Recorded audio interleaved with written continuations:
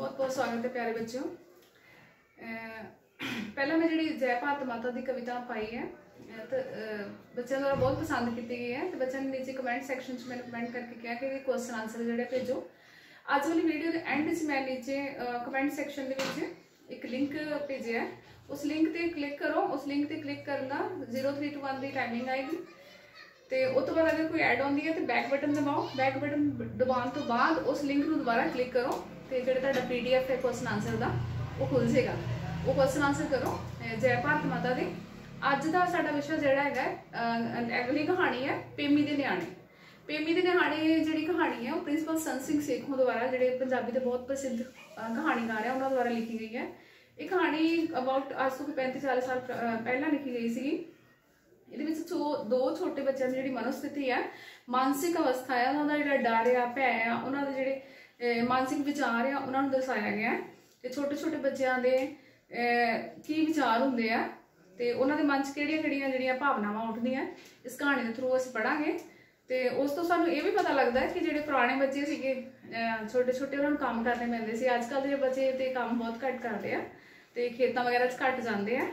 तो इस कहानी को तुसीं पढ़ो, मैं तुहानूं कहानी पढ़ाउंदी हां ते नाल समझाउंदी हां। पार्ट 2 पेमी दे न्याणे। 20 कुछ साल पहलां दी गल है। मैं 7 कोरे दा सां ते मेरी भैन 11 कोरे दी। साडा खेत घरों मील कुछ वेथते सी। अध विचकारों एक जरनैली सड़क लंघदी सी जिस विचों जंगलियां पठाणा राशियां ते होर परदेसियां दा बहुत लांघा सी। असीं सब अजाणे सां जिन्होंने राशियां तो घर बैठिया भी डर आता सी।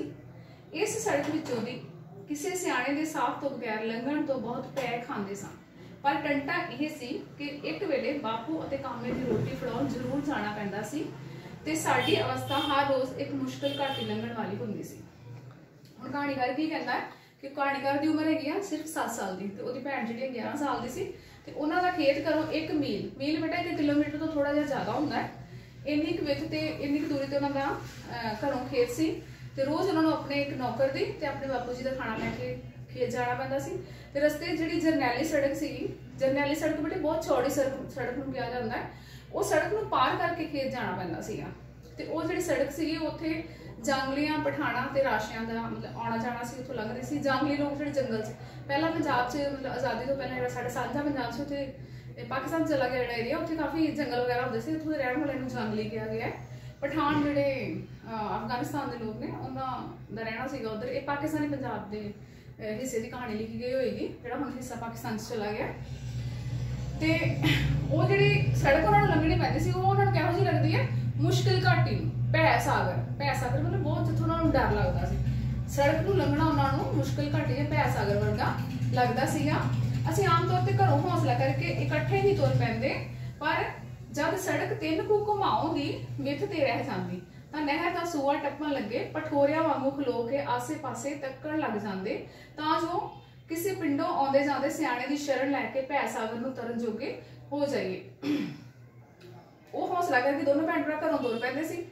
3 घुमाओ बेटा जिहड़ी पंजाबी जिहड़े अपने साडे पिंडां दे लोक हुंदे ना पैरां दे नाल नापदे आ कदमां दे नाल। घुमाओ करम या कदम नूं कहा जाता। 3 कु करमा या 3 कु 6 कु कदम जो रह जाती सी, थोड़ी सी दूर रह जाती सी उन्हों की खेत उतों उदों उन्होंने की होंदा सीगा उत्थे खलो के पठोरे बेटे बकरी के बच्चे होंगे जिहड़े बहुत ही मासूम होंगे।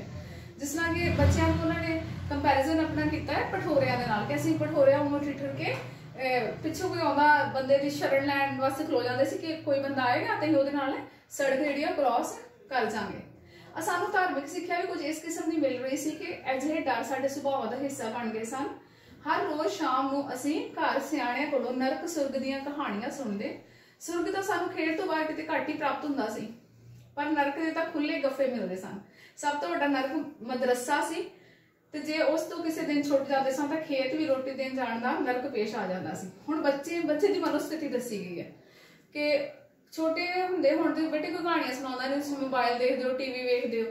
तो पहले जो साडे टाइम के बच्चे छोटे होंदे सी तां साडे दादी जी जां दादा जी जिन्हां दे हुंदे सीगे ओह शाम नूं बच्चों नूं बिठा के ते कहानियां सुणाउंदे हुंदे सी। ते कहानियां दे विच राजे राणी दीयां नरक सुरग दीयां कहानियां बच्चे सुणदे हुंदे सी पहलां। ते ओह जिहो जिहा बंदा सुणदा उहो जी ओहदी मनोस्थिति हो जाती है।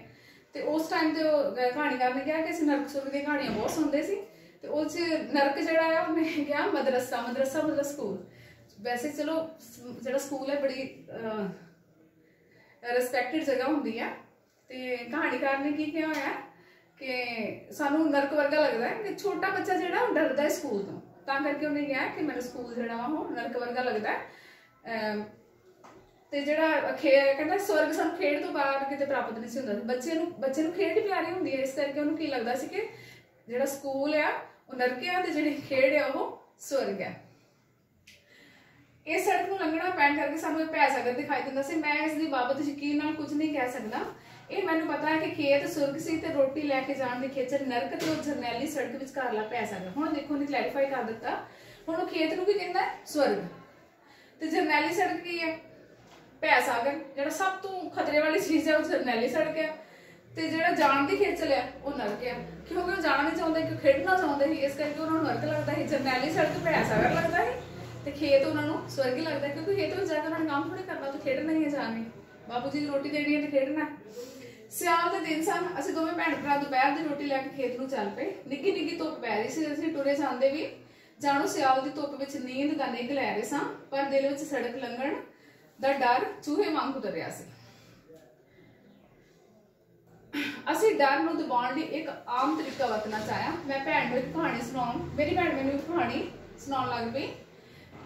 ਇੱਕ ਸੀ ਰਾਜਾ, ਉਹਦੀ ਰਾਣੀ ਮਰ ਗਈ। ਮਰਨ ਲੱਗੀ ਰਾਣੀ ਨੇ ਰਾਜੇ ਨੂੰ ਕਿਹਾ ਤੂੰ ਮੈਨੂੰ ਇੱਕ ਕਰਾਰ ਦੇ। ਰਾਜੇ ਨੇ ਪੁੱਛਿਆ ਕੀ? ਹੁਣ ਦੇਖੋ ਬੱਚੇ ਸੜਕ ਕ੍ਰੋਸ ਕਰ ਲੰਗੇ ਤੇ ਉਹਨਾਂ ਨੂੰ ਡਰ ਆ ਰਿਹਾ। ਡਰ ਨੂੰ ਦੂਰ ਕਰਨ ਲਈ ਉਹਦੀ ਭੈਣ ਜਿਹੜੀ ਇੱਕ ਕਹਾਣੀ ਸੁਣਾਉਣੀ ਸ਼ੁਰੂ ਕਰ ਦਿੰਦੀ। ਕਹਾਣੀ ਵਿੱਚ ਕੀ ਸੁਣਾ ਰਹੀ ਹੈ ਕਿ ਇੱਕ ਰਾਜਾ ਸੀ ਤੇ ਰਾਜੇ ਦੀ ਜਿਹੜੀ ਪਤਨੀ ਹੈ ਉਹ ਬਿਮਾਰ ਹੋ ਗਈ ਹੈ। ਪਤਨੀ ਨੇ ਮਰਨ ਲੱਗੀ ਨੇ ਇੱਕ ਪ੍ਰੋਮਿਸ ਮੰਗਿਆ, ਇੱਕ ਵਚਨ ਮੰਗਿਆ ਆਪਣੇ ਪਤੀ ਤੋਂ ਕਿ ਤੂੰ ਮੇਰੇ ਮਰਨ ਤੋਂ ਬਾਅਦ ਵਿਆਹ ਨਹੀਂ ਕਰਾਏਗਾ। ਰਾਜੇ ਨੇ ਪੁੱਛਿਆ ਕਿ?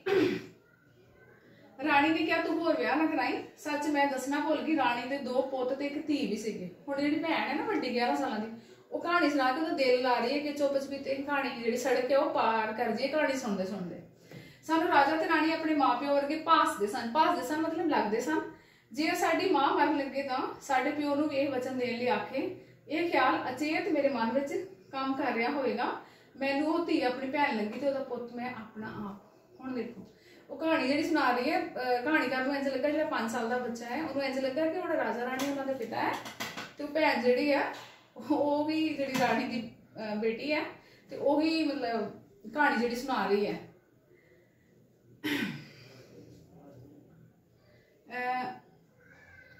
ਮੇਰੀ ਭੈਣ ਪਿੰਡ ਵੱਲ ਦੇਖ ਰਹੀ ਸੀ। ਸੁਣਾ ਗਾਹਾਂ, ਉਹਨੇ ਕਿਹਾ ਵੀ ਅੱਗੋਂ ਸੁਣਾ। ਗਾਹਾਂ ਮਤਲਬ ਅੱਗੋਂ। ਮੈਂ ਉਸਨੂੰ ਪਹਿਲੀ ਤਰ੍ਹਾਂ ਹੀ ਖਰਵੇ ਬੋਲ ਨਾਲ ਆਖਿਆ। ਖਰਵੇ ਬੋਲ ਕਿਉਂਕਿ ਇਹਦੇ ਚ ਜਿਹੜਾ ਭਰਾ ਹੈ ਉਹ ਥੋੜਾ ਟੌਰ ਰੱਖਦਾ ਹੈ ਆਪਣੀ ਭੈਣ ਦੇ, ਉਹਨੇ ਟੌਰ ਨਾਲ ਕਿਹਾ ਕਿ ਤੂੰ ਮੈਨੂੰ ਅੱਗੋਂ ਕਹਾਣੀ ਸੁਣਾ। ਰਾਣੀ ਨੇ ਕਿਹਾ ਬਈ ਮੇਰੇ ਪੁੱਤ ਤੇ ਧੀ ਨੂੰ ਮਤਰੇਈ ਮਾਂ ਦੁੱਖ ਦੇਊਗੀ।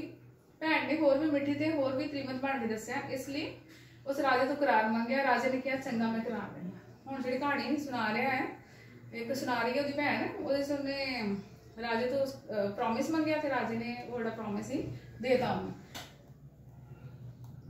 ਜਿਵੇਂ ਕਿਤੇ ਰਾਜਾ ਇਹ ਕਰਾਰ ਨਹੀਂ ਦਿੰਦਾ ਤੇ ਰਾਣੀ ਨੇ ਮਰਨ ਤੋਂ ਨਾ ਕਰ ਦੇਣੀ ਸੀ। ਹੂੰ ਦਾ ਮਤਲਬ ਹੈ ਵੀ ਬੱਚਾ ਜਿਹੜਾ ਹੰਭਾਰਾ ਭਰ ਰਿਹਾ। ਭਾਵੇਂ ਅਸੀਂ ਦੋਵਾਂ ਨੇ ਇਹ ਸੁਣਿਆ ਹੋਇਆ ਸੀ ਕਿ ਦਿਨੇ ਕਹਾਣੀਆਂ ਪਾਉਣ ਨਾਲ ਰਾਹ ਭੁੱਲ ਜਾਂਦੇ ਹਨ। ਅਸਾਂ ਇੱਕ ਦੂਜੇ ਨੂੰ ਇਹ ਚੇਤਾਵਨੀ ਨਾ ਕਰਵਾਈ ਅਤੇ ਇਹ ਸੂਝ ਨੂੰ ਆਪਣੇ ਦਿਲਾਂ ਦੇ ਵਿਚਾਰਾਂ ਤੇ ਅਸਰ ਨਾ ਕਰਨ ਦਿੱਤਾ। ਹੁਣ ਬੱਚਿਆਂ ਨੂੰ ਪਤਾ ਹੈ ਕਿ ਦਿਨੇ, ਸਾਨੂੰ ਛੋਟੇ ਹੁੰਦੇ ਕਿਹਾ ਜਾਂਦਾ ਕਿ ਦਿਨੇ ਬਾਤਾਂ ਨਹੀਂ ਪਾਈਦੀਆਂ, ਰਾਹ ਭੁੱਲ ਜਾਂਦੇ ਆ। ਹੁਣ ਬੱਚਿਆਂ ਨੂੰ ਇਸ ਗੱਲ ਦਾ ਪਤਾ ਹੈ ਕਿ ਦਿਨੇ ਕਹਾਣੀਆਂ ਨਹੀਂ ਸੁਣਾਈਦੀਆਂ ਤੇ ਪਰ ਉਹਨਾਂ ਨੇ ਇੱਕ ਦੂਜੇ ਨੂੰ ਕਿਹਾ ਨਹੀਂ ਕਿ ਤੂੰ ਕਹਾਣੀ ਨਾ ਸੁਣਾ, ਹੀ ਰਾਹ ਭੁੱਲ ਜਾਣਗੇ। ਤੇ ਉਹ ਆਪਣਾ ਦਿਲ ਲਾਉਣ ਦੀ ਕਹਾਣੀ ਜਿਹੜੀ ਉਹਨਾਂ ਨੇ ਆਪਣੀ ਜਾਰੀ ਰੱਖੀ। ਪਰ ਰਾਜੇ ਨੇ ਝੱਟ ਦੂਜਾ ਵਿਆਹ ਕਰਾ ਲਿਆ। ਪਿਛਲੇ ਮੋੜ ਤੇ ਸਾਨੂੰ ਇੱਕ ਆਦਮੀ ਆਉਂਦਾ ਦਿਖਾਈ ਦਿੱਤਾ। ਅਸਾਂ ਸੁੱਖ ਦਾ ਸਾਹ ਭਰਿਆ ਤੇ ਉਸਨੂੰ ਨਾਰ ਲਾਉਣ ਲਈ ਖਲੋ ਗਏ। ਸਾਡੀ ਬਾਤ ਵੀ ਖਲੋ ਗਈ, ਪਰ ਉਹ ਆਦਮੀ ਕਿਸੇ ਹੋਰ ਪਾਸੇ ਨੂੰ ਜਾ ਰਿਹਾ ਤੇ ਸਾਡੇ ਵੱਲ ਨਾ ਮੁੜਿਆ। ਜਿਸ ਮੰਤਰ ਨੂੰ ਪੂਰਾ ਕਰਨ ਲਈ ਇਹ ਬਾਤ ਦਾ ਪਖੰਡ ਰਚਿਆ ਸੀ ਉਹ ਪੂਰਾ ਨਾ ਹੋ ਸਕਿਆ। ਸਾਡਾ ਖਿਆਲ ਸੀ ਕਿ ਬਾਤ ਦੇ ਰੁਝੇਵੇਂ ਵਿੱਚ ਅਸੀਂ ਅਚੇਤ ਹੀ ਸੜਕ ਪਾਰ ਹੋ ਜਾਵਾਂਗੇ, ਪਰ ਹੁਣ ਜਦ ਸੜਕ ਘੁਮਾਉਂ ਕੁ ਦੂਰ ਰਹਿ ਗਈ ਸੀ ਤਾਂ ਸਾਡੀ ਕਹਾਣੀ ਨੂੰ ਠਠੰਬਰ ਕੇ ਖਲੋ ਗਈ। ਅਸੀਂ ਦੋਵੇਂ ਸਹਿਮ ਕੇ ਖਲੋ ਗਏ। ਹੁਣ ਇੱਕ ਬੰਦਾ ਵਿੱਚੋਂ ਆਇਆ ਆਦਮੀ ਤੇ ਉਹਨਾਂ ਨੇ ਸੋਚਿਆ ਕਿ ਸਾਡੇ ਵਾਲੀ ਸਾਈਡ ਤੇ ਆਏਗਾ ਤਾਂ ਉਹਨਾਂ ਹੀ ਸੜਕ ਪਾਰ ਕਰ ਜਾਵਾਂਗੇ, ਪਰ ਉਹ ਆਦਮੀ ਜਿਹੜਾ ਕਿਸੇ ਹੋਰ ਪਾਸੇ ਮੁੜ ਗਿਆ ਤੇ ਉਹ ਹੋਰ ਡਰ ਗਏ ਤੇ ਠਠੰਬਰ ਕੇ ਮਤਲਬ ਡਰ ਕੇ ਉਹਨਾਂ ਦੀ ਕਹਾਣੀ ਉੱਥੇ ਖਤਮ ਹੋ ਗਈ। ਕਿਉਂਕਿ ਕਹਾਣੀ ਤੇ ਉਹ ਇਸ ਕਰਕੇ ਸੁਣਾ ਰਹੇ ਨਾ ਕਿ ਚੁੱਪ ਚੁੱਪ ਦੀ ਸੜਕ ਪਾਰ ਕਰ ਜਾਣਗੇ, ਉਹਨਾਂ ਨੂੰ ਪਤਾ ਨਹੀਂ ਲੱਗੇਗਾ। पर बंदा आदमी जो होर किते मुड़ गया, तो इस करके वो बच्चे जोड़े दोवें डर के उत्थे खलो गए।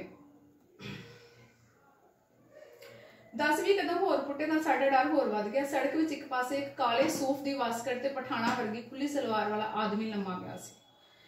हुण सड़क उत्ते एक आदमी लम्मा पिया है, उहने पठान जिहड़े सलवार ते कुर्ता पाउंदे हैं। सूफ बेटे कपड़े की किस्म है, जिस तरह कि कॉटन का कपड़ा होंदा है, ते काले रंग का सूफ का उन्हें सूट पाया हुआ है। ज़्यादातर पठान लोग काले रंग का सलवार कमीज पाते हैं, तो वो जो कपड़े पा के वो लम्मा पिया सी ते बच्चे उन्होंने वेख के होर डर गए।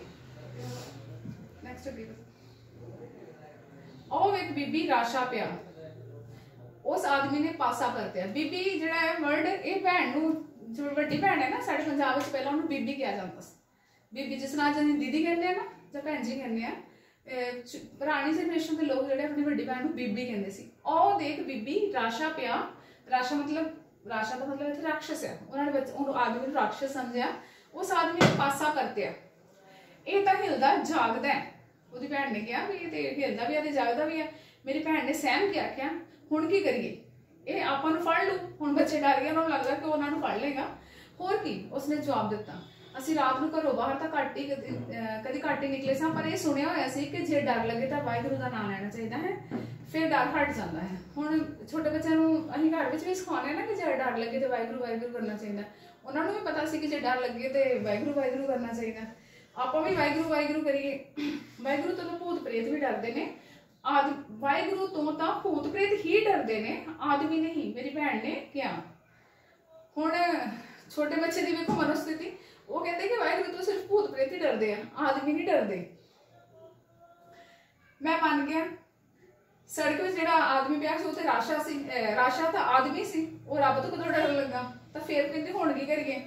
असीं 5-7 मिनट सहम के खलोते रहे। हाले भी साडे दिलों में आस सी कि कोई होर आदमी इस राशि नूं डराउण वाला साडे नाल मिलेगा, पर यह आस पूरी हुंदी दिखाई ना देती। उन्होंने सोचा कि पिछों कोई आदमी आएगा तो वह आदमी जिहड़ा उहदे नाल रल के सड़क पार कर जांगे, पर इस तरह ना होया। असीं एक दूसरे के मूँह वाल तकदे रहे, पर अजे समय असीं उस नूं एक दूसरे के चेहरिਆਂ विच की लभ सकदे सां। साडा भुलप्पण साडी एकता बेकार होए खलोते सन। कुछ मिनटां बाद मेरा रोन निकल गया। हुण बच्चा जिहड़ा बहुत छोटा है, 5 साल का, वो पहला तो उन्होंने एक दूजे का आसरा सी, पर हुण दोनों बच्चे डर रहे हैं। इस करके मेरे कहानीकार कह रहा है कि मेरा रोना निकल गया। मेरी भैन ने पले नाल मेरे अथरू पूछदे आख्या, ना वीर रोंदा क्यों है, आपां इत्थे खलोने आ, हुणे पिंडों कोई आ जाऊगा। उन्हें कहा कि पिंडों पिछों कोई आ जाएगा, जितना सड़क क्रॉस कर जाएंगे रल के। असां कुछ कदम सड़क वाल पुट्टे, फिर खलो गए, तो फिर वो 5 कदम पिछे मुड़ गए, पिछे मुड़ आए।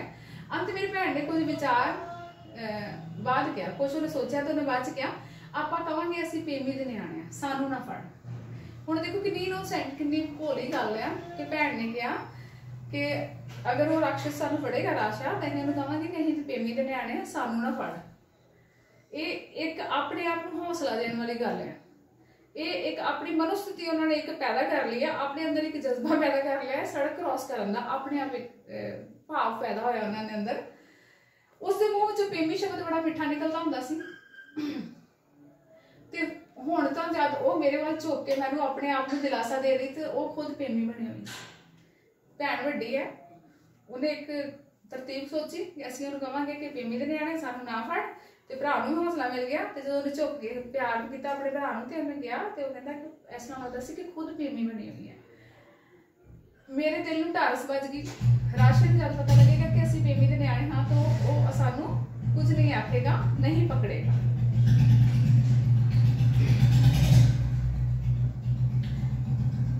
जिवें कंबदा हिरदा ते थिरकदे पैर वाहिगुरू वाहिगुरू करदे शमशान भूमि विच गुजर जाते हैं, उवें असीं पेमी दा नाम लैके सड़क पार हो गए। राशा उत्थे इस तरह उत्थे ही पिया रहा। कंबदा हिरदा मतलब डरदे डरदे, जिवें वेखो शमशान भूमि तो सारे डरदे हैं। छोटे होंदे कहंदे हुंदे सी कि बड़ियां चीज़ां शमशानां च नहीं डरदा जाईदा, उत्थे बच्चे बहुत डरदे हुंदे सी छोटे हुंदे, जदों असीं छोटे सीगे। ते हुण ओह की कह रहा है कि जिवें कंबदा हिरदा ते थिरकवे पैर वाहिगुरू वाहिगुरू करते जिदा असीं शमशान भूमि चला जाने ना, इदां ही वो सड़क जी उन्होंने शमशान भूमि वर्गी इन्नी डरावनी लगती है। तो डरते डरते जो सड़क है उन्होंने पार कर गए। तो ये कहानी बेटे इतने खत्म हो गई है। बच्चों की मनोस्थिति दसी गई है कि बच्चे किवें वो मुश्किल घाटी नूं भै सागर उन्होंने पार किया है। ਤੇ ਇਹਦੇ ਜਿਹੜੇ ਕੁਐਸਚਨ ਆਨਸਰ ਆ ਇਹਦੇ ਮੈਂ ਅਗਲਾ ਜਿਹੜਾ ਵੀਡੀਓ ਆ ਕੱਲ ਤੁਹਾਨੂੰ ਭੇਜਾਂਗੀ, ਉਹਦੇ ਕਮੈਂਟ ਸੈਕਸ਼ਨ ਦੇ ਵਿੱਚ ਜਿਹੜਾ ਲਿੰਕ ਆ ਭੇਜ ਦਾਂਗੇ। ਤੇ ਇਹ ਕਹਾਣੀ ਜਿਹੜੀ ਅੱਜ ਨੂੰ ਤੁਸੀਂ ਧਿਆਨ ਨਾਲ ਸੁਣੋ ਤੇ ਸਮਝੋ, ਤੇ ਇਹਦੇ ਜਿਹੜੇ ਸ਼ਬਦ ਅਰਥ ਆ ਤੇ ਜਿਹੜੇ ਇਹਦੇ 'ਚ ਔਖੇ ਸ਼ਬਦ ਹੈਗੇ ਆ ਆਏ ਉਹਨਾਂ ਨੂੰ ਕਰੋ। ਔਖੇ ਸ਼ਬਦ ਕਰ ਦਿਖਾ ਦਿਓ ਬੇਟੇ। ਅੱਗੇ ਨੈਕਸਟ। हाँ ऑप्शन क्लोज करके दिखा दो।